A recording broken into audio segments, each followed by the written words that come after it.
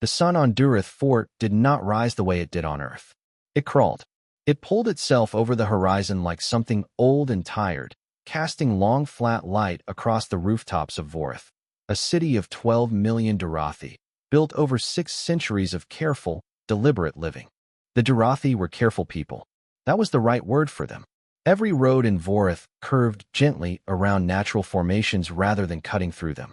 Every building was low and wide, designed so that nothing could fall far.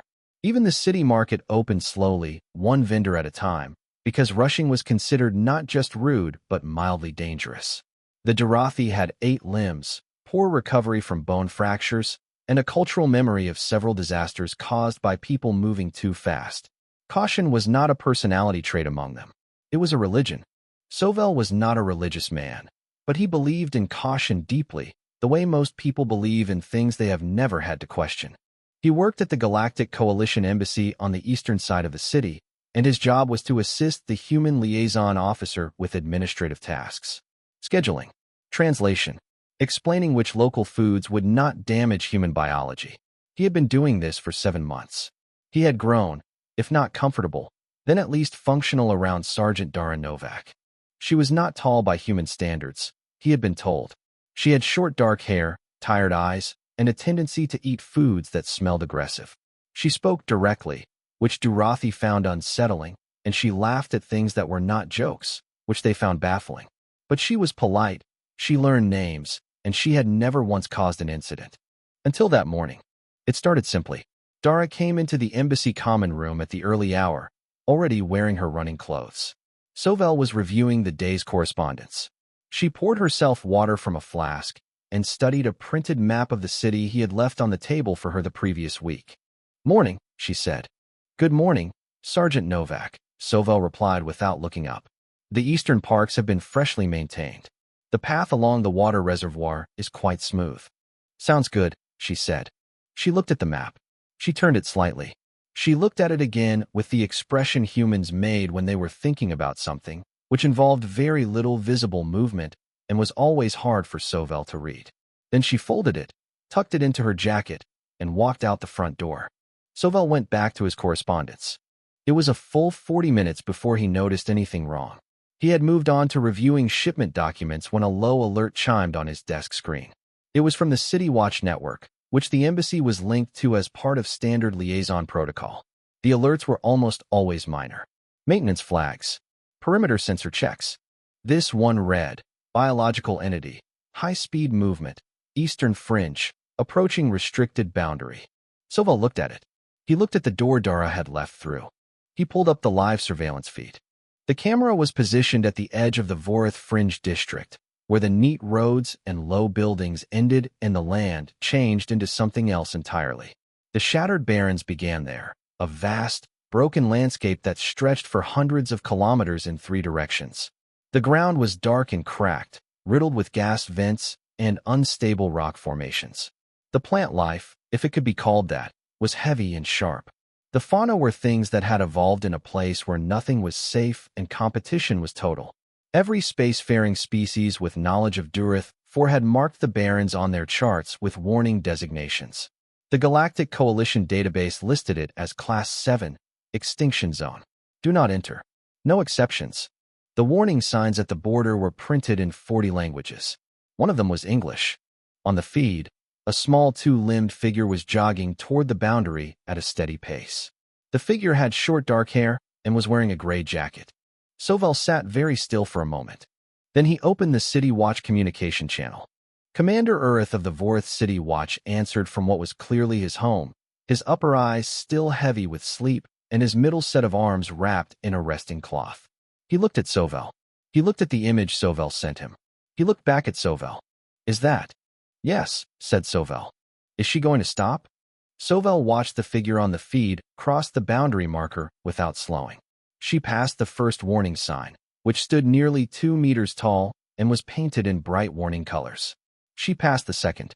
She went down a slope of broken black rock and disappeared from the primary camera angle. A secondary feed picked her up 30 seconds later, deeper in, still moving at the same pace. "I don't know," Sovel said honestly. Urith stared at the feed for a long time. The barren landscape behind Dara was dark and very still in the way that things in the barrens were still, not because nothing was there, but because everything there knew how to wait. "Wake up the operations center," Urith said quietly. "Do not put it on public channels yet." "And the sergeant?" Urith looked at the screen again. The small human figure was now just a shape against the black rock, still moving, getting smaller. "There is nothing to tell her yet," he said. "She has not stopped." He closed the connection and began dressing quickly. In all his years of city watch service, he had written protocols for floods, for fires, for diplomatic emergencies. He had no protocol for this. He was fairly certain no one did. The operations center of the Vorth City Watch was built to handle crises. The walls were lined with screens. The floor had stations for 16 officers. There was a dedicated channel to the city council, a direct line to coalition emergency services, and a ceiling that hummed with the sound of cooling systems keeping everything calm and functional. None of it had ever been used like this. Urith stood at the central display and watched the feed from the barrens in silence. Around him, 6 of his officers stood in a loose arc. Nobody spoke. Nobody had spoken for 4 minutes. They were watching a small human run across a landscape that should have killed her twice already.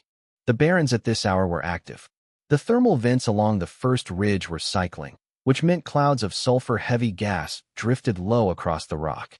The primary predator of the region, a creature the Dorothi called a barren stalker, low-bodied and wide, with 12 gripping legs and a jaw that unhinged in 3 directions, had been logged by border sensors near that same ridge 2 days ago.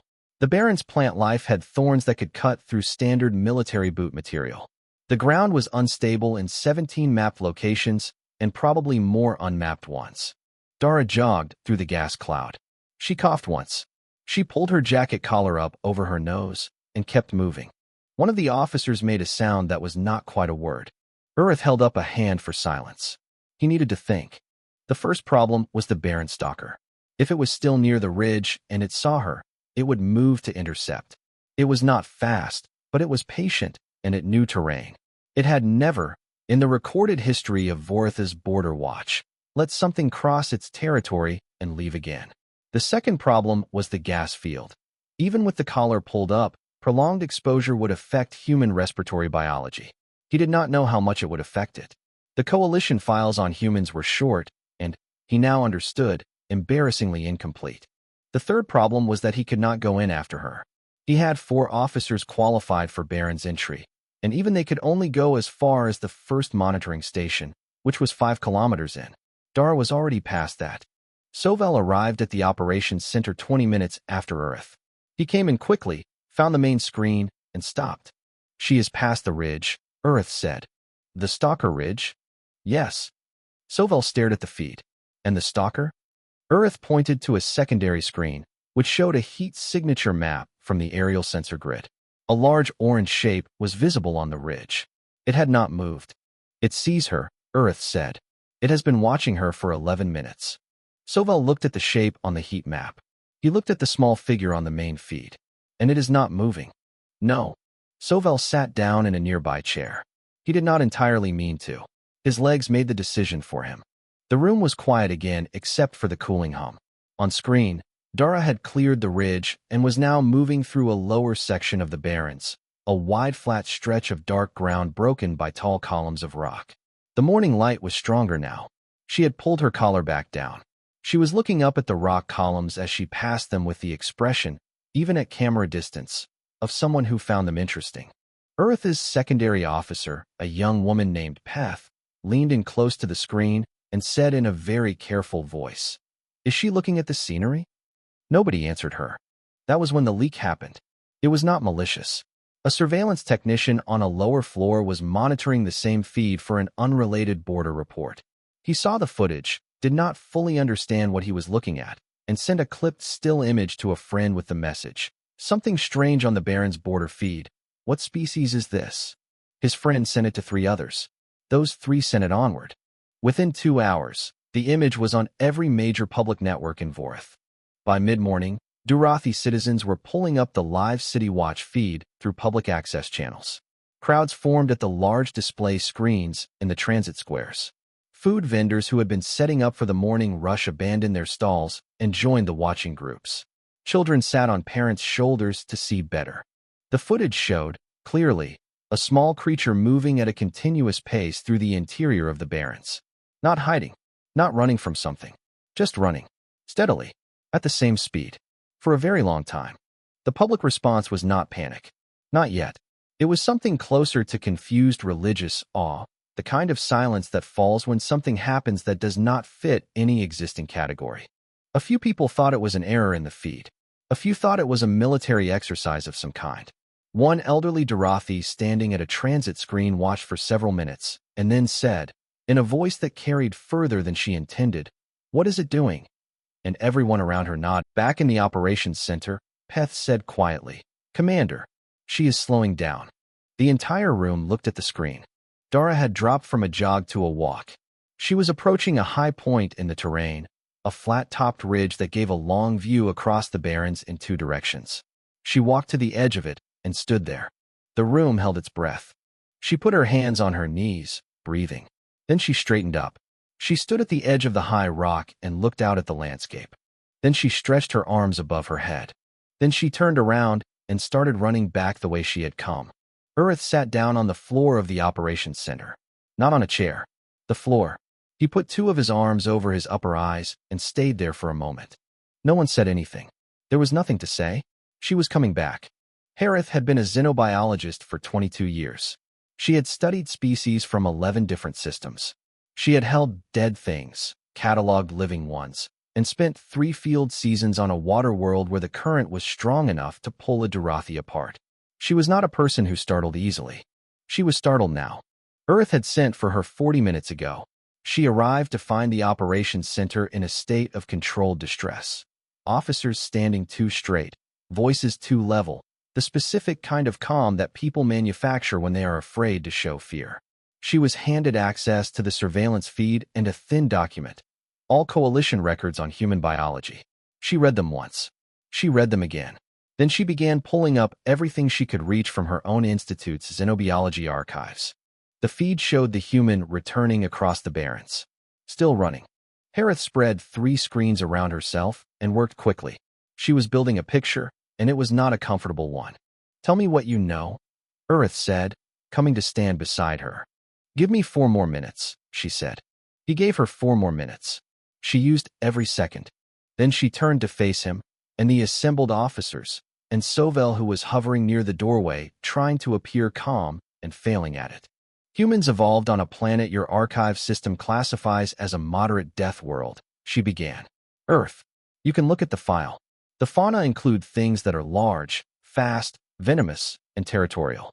The climate varies between extremes. Parts of it are simply cold enough to kill an unprotected being. Parts are hot enough to do the same. The biology of the planet is, by our standards, aggressive. We know this," Urith said. "They are from a hard world. Many species are." "Yes," said Harith. "But here is the part your archive does not emphasize." She turned to the screen and pulled up a diagram. Humans are not fast. Not compared to the things they shared their world with. They are not armored. They do not have natural weapons of significance. They are relatively fragile as individual bodies go. She paused. What they are is relentless. She tapped the diagram. They have a biological capability called persistence. When a human begins moving, running specifically, they can maintain that movement for a duration that is, by the standards of nearly every other known species, abnormal. Hours. On a difficult day, more than that. Their cooling system is extraordinarily efficient. They sweat. Liquid, from the skin, which evaporates and regulates body temperature continuously. It is considered somewhat unpleasant to witness at close range. They can run for hours, Peth said slowly. Consistently. Not sprinting. Jogging. A pace that is sustainable for a very long time. Harith folded her hands. And this is what they did on their home planet. In the early part of their development as a species, they would select prey, something faster than them, something that could not be caught directly, and they would simply follow it. For hours, days, in documented cases. They would not let it rest.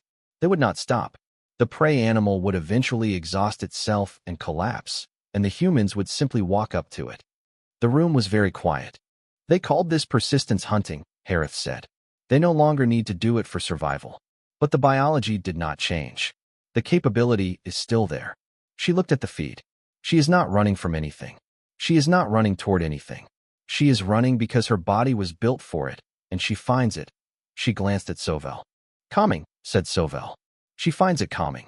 Nobody said anything for a moment. Earth looked at the feed. He looked at Harith. The stalker did not pursue her. No. It has never failed to pursue. I know. Harith pulled up the heat map. The orange shape was still on the ridge, still unmoving.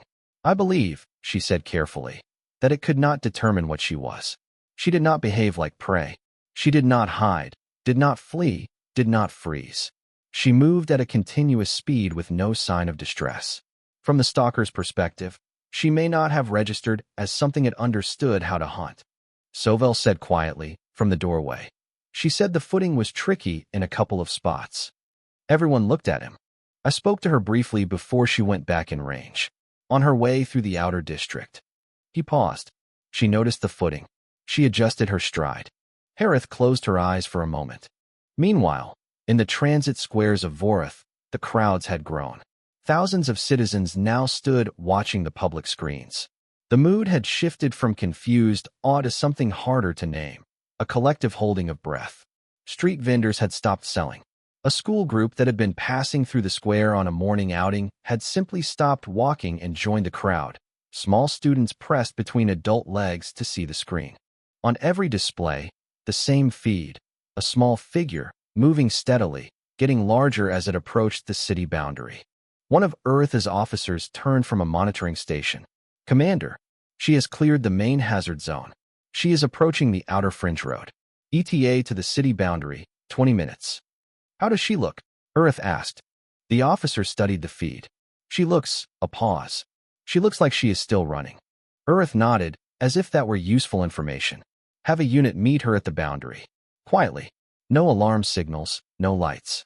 I do not want the crowds any larger than they already are. What do we say to her, sir? Peth asked. The room waited. Harith looked at the floor. Sovel studied his hands. Earth thought about it for what felt like a long time. Ask if she is injured, he said finally. Start there. Nobody planned for the crowd. That was the honest answer when Counselor Brett has asked about it later. The public feed had gone out before anyone in the operations center noticed, and once it was out, there was no clean way to pull it back. So by the time Dara was 20 minutes from the city boundary, the fringe district road that led from the Baron's Edge into Vorth proper was lined with people standing 3 and 4 deep on both sides. They were not loud. That was what Earth noticed when he arrived at the perimeter checkpoint ahead of her. The crowd was enormous and almost completely silent. Thousands of Darathi, 8 limbs each folded in close, eyes on the line of rock and open ground that marked the beginning of the city. Street food stalls had been abandoned. A cargo cart had been left in the middle of the road, its driver gone to join the watching crowd. News drones hovered above, small and quiet.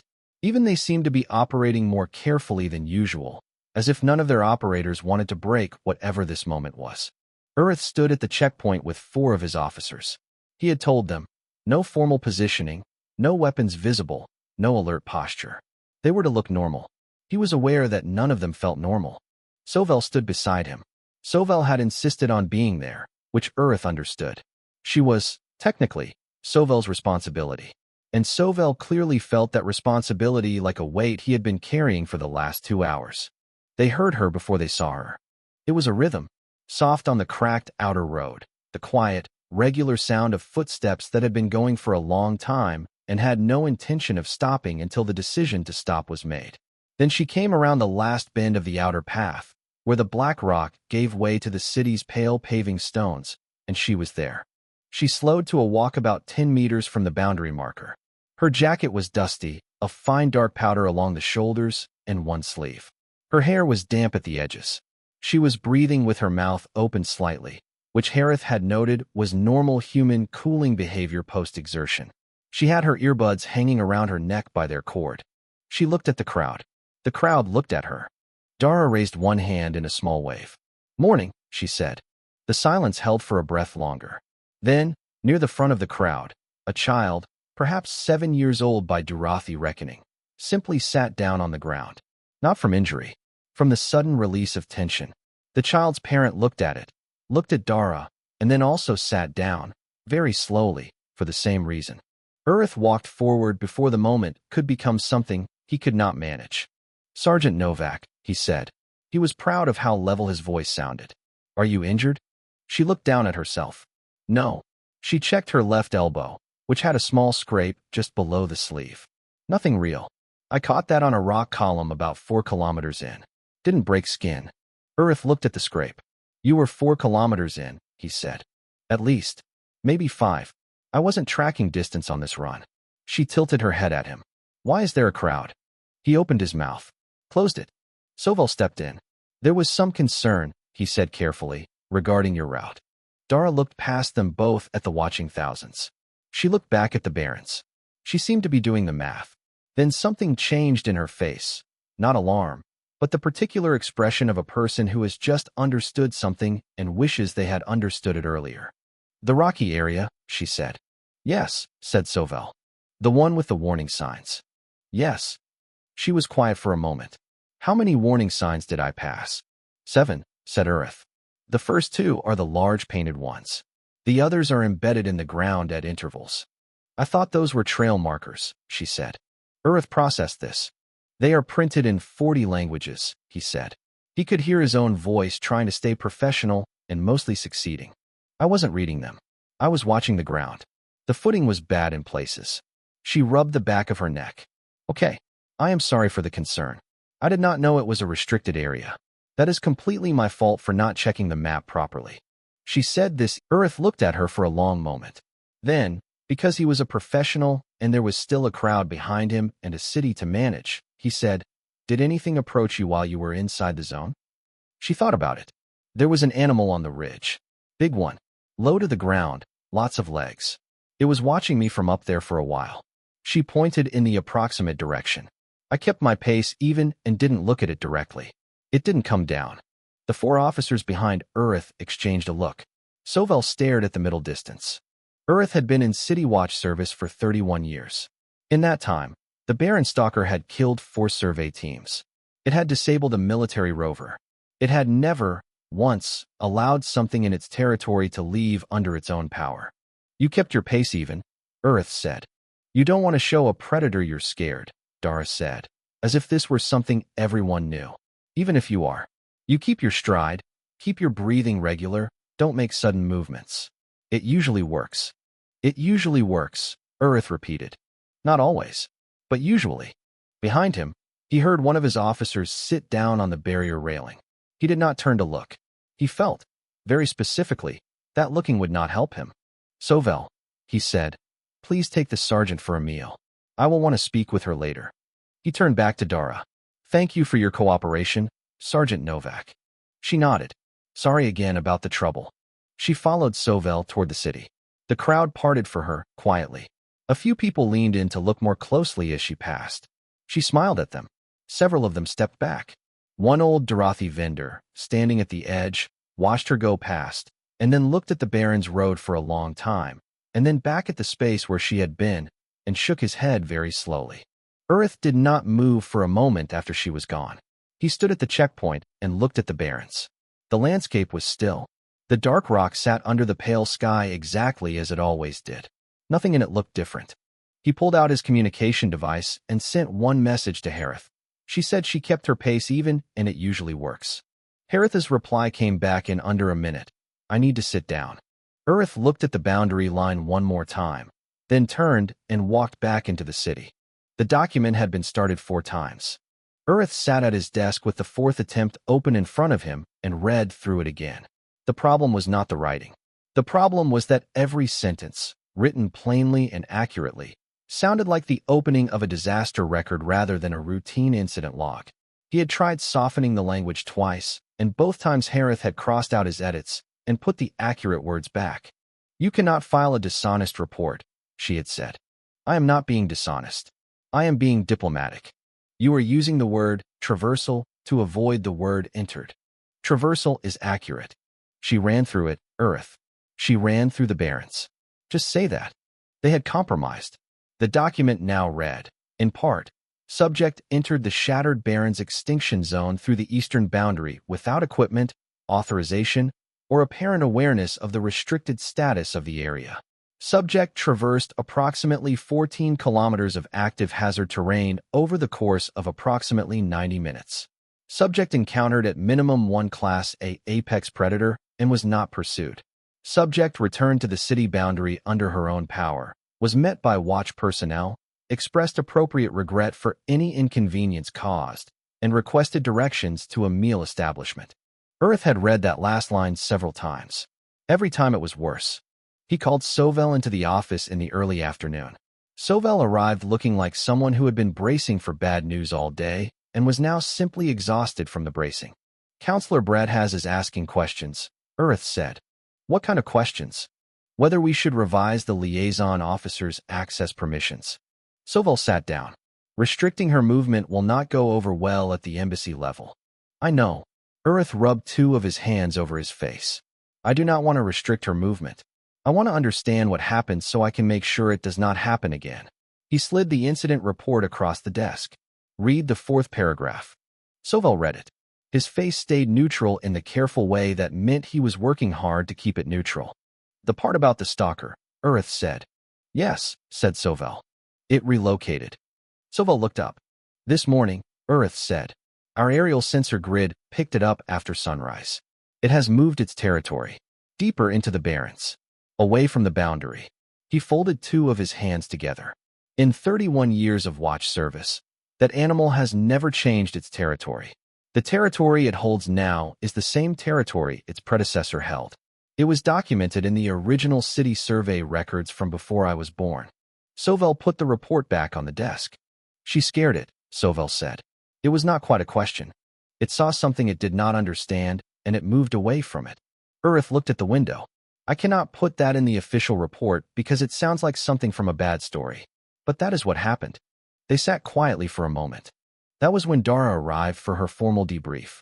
She came in plainly dressed. She had changed after her run, and now wore the simple gray uniform she used for non-ceremonial embassy work.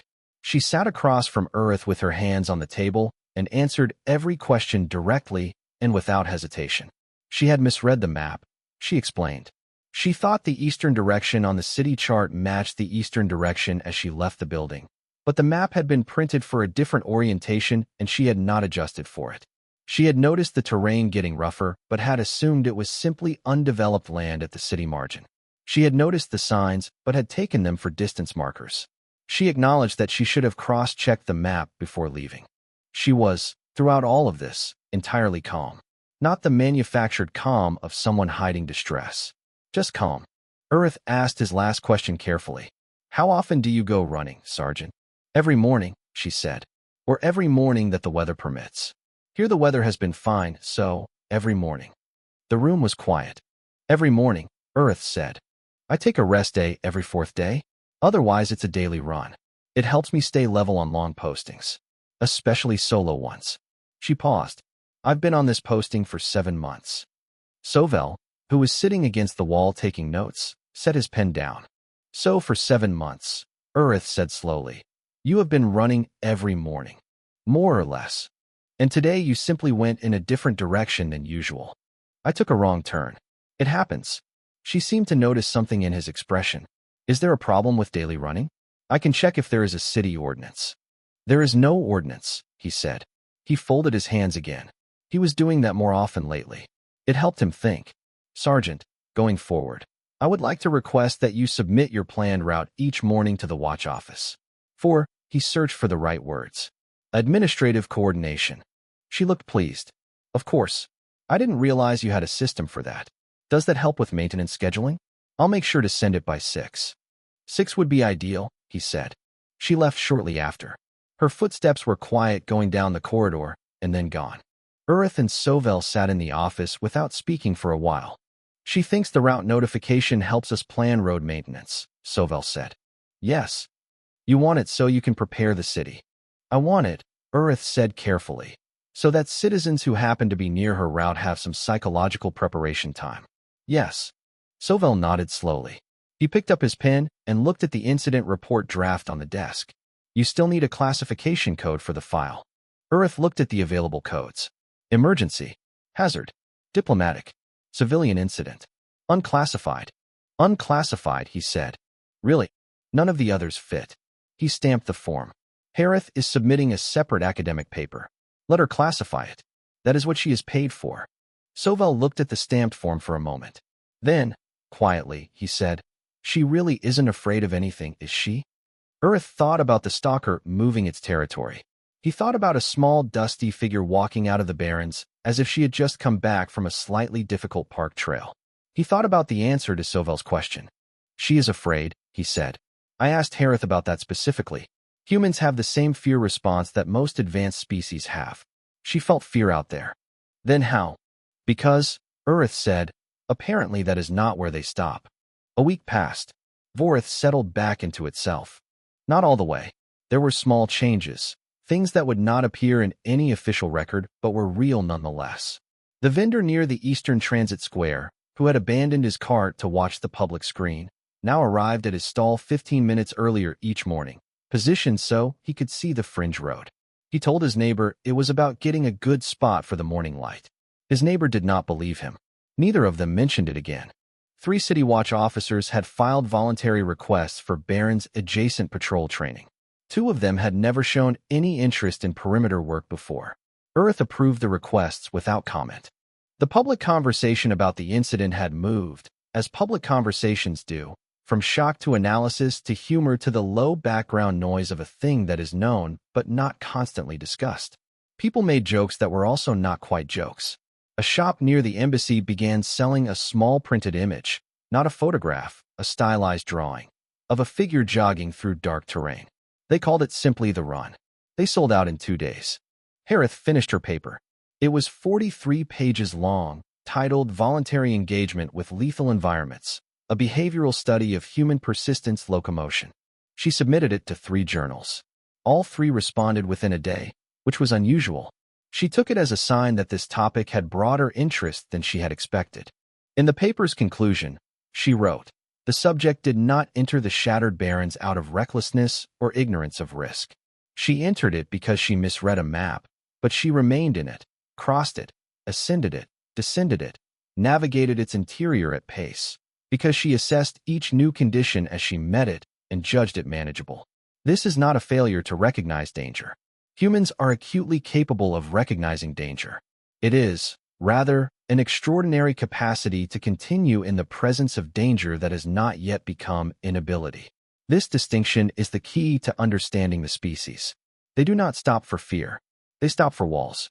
Sovel read the paper when Harith sent it to the embassy. He read the conclusion twice. He thought about the conversation he was going to have that day at lunch with Dara and felt, for reasons he could not fully articulate, that it was important. They met in the small garden courtyard behind the embassy, a Durathi design, careful and shaded, with low benches and a water feature that made a sound like rain. Dara ate something from a container she had brought from her quarters.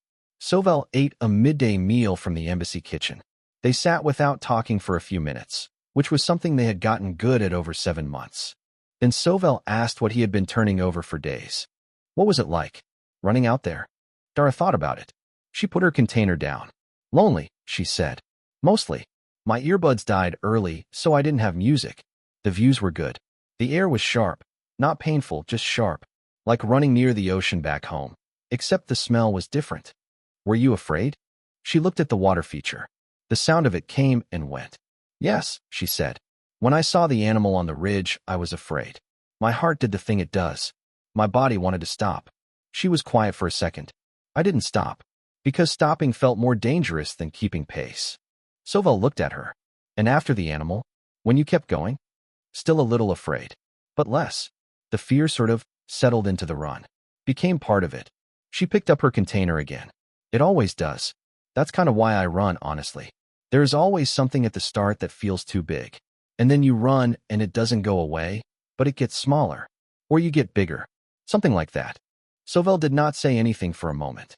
He thought about Harith's words. They do not stop for fear, they stop for walls, and thought he understood them a little better now. "I think," he said carefully, "that the city is still a little afraid of you." Dara snorted. "I noticed the route notification thing. Urith means well." "I know he does." She smiled at her food. "He's been very kind. He had someone mark out 3 good morning routes on a city map and left it in my office this week. No explanation. Just the map. Soval felt something loosen in his chest. That was the most Earth thing he had ever heard. There was a note, Dara added, that said the Eastern Park Reservoir route has very smooth pavement. He mentioned that the first day you arrived. He really wants me to run the reservoir route. He really does. Then she said, I heard there's a ridge to the north that looks out over 3 valleys. Is that trail accessible from the northern roads? Soval stopped eating. He knew the northern ridge. Everyone in the watch service knew the northern ridge. It was inside a section of the Barrens that had never been fully mapped because no survey team had returned from it with complete data. It was north of the Stalkers' original territory. It was north of everything. Where did you hear about that? He asked. There's a visitor information board near the transit square. Someone pinned an old photograph to it. I think a satellite image. You can see the ridge in the background. 3 valleys, beautiful light. She looked at him. Is it a nice run? Soval put down his utensil. He thought very carefully about what to say. I will check the trail access information, he said, and get back to you. She nodded, satisfied, and went back to her meal. Soval sent a message to Earth before he had finished lunch. He wrote, she saw the ridge. The northern one. Earth's reply came back in less than a minute. Update the city emergency preparedness schedule. Northern quarter. I will brief Harith. Then, after a pause, a second message arrived. Also, tell her the reservoir route has excellent sunrise views. Tell her twice. Soval read it. He looked at Dara, who was finishing her meal with the uncomplicated contentment of someone who had found a good trail and was already thinking about the run. He looked at the city around them, the careful streets, the low buildings, the 12 million lives going about their day behind walls that had always felt solid. He sent back one reply. Understood. I will tell her twice. He pocketed his device. Somewhere in the city, a small printed drawing called The Run was selling out again for the second time. A xenobiologist was writing a follow-up paper. A city commander was quietly updating a protocol document titled, in its latest revision, Human Liaison, Standard Morning Preparedness, Ongoing. And in the embassy courtyard, Dara finished her lunch and looked no.